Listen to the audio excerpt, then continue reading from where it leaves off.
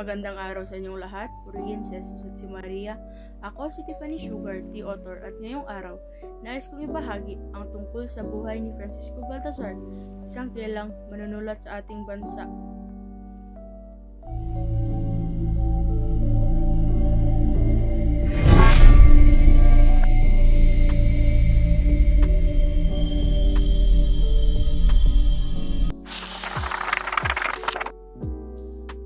Francisco Baltasar.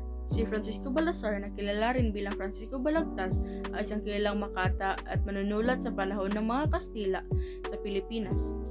Pinanganak siya noong Abril 2, 1788 sa Biga, Bulacan.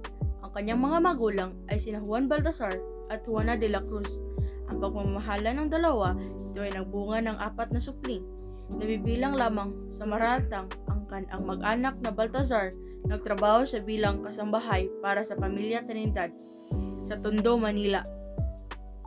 Nakitaan ng kasipagan at katapatan ang batang Baltasar, kung kaya't ipinagaloob ng kanyang amo ang pribilehiyong makapag-aral siya sa Kolehiyo de San Jose, kung saan siya ay natuto ng filosofiya, gramatika, Latin, Kastila, Pesca, Geografia at Doktrina Kristina.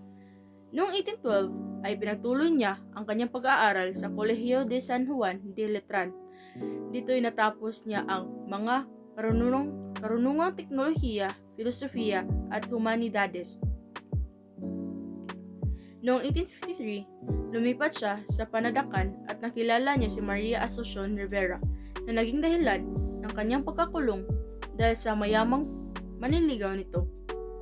Marami ang nagsabi na sa loob ng bilangguan niya sinulat ang Walang Kamatayang Florente at Laura, at buong puso niya itong inahandog kay Syria. Si Kiko ay nakilala bilang ama ng balagtasan. Ang balagtasan ay isang uri ng sagutan patula kung saan may tagapagsalaysay, lalaki at babae, na tinatawag na lakandiwa at lakambini. Tinuring rin si Balagtas na prinsipe ng mga makatang Tagalog. Ayon kina Mario Ponce at Dr. Jose Rizal, si Balagtas ay napakita ng pagmamahal sa wikang Tagalog at hindi nagpa-impluwensya sa wikang Kastila, na higit na popular noong kanyang panahon. Ang ilan sa mga akda ni Balagtas na naging kilala rin ay Orosman at Zafira at La India Elegante y El Negreto Amante, isang satirikong tula. Si Balagtas ay namatay noong Pebrero 20, 1862 sa kabila ng kanyang pagyao. Ang kanyang mga gawa ay patuloy na nagbibigay inspirasyon at nagsisilbing mahalagang bahagi ng kulturang Pilipinas.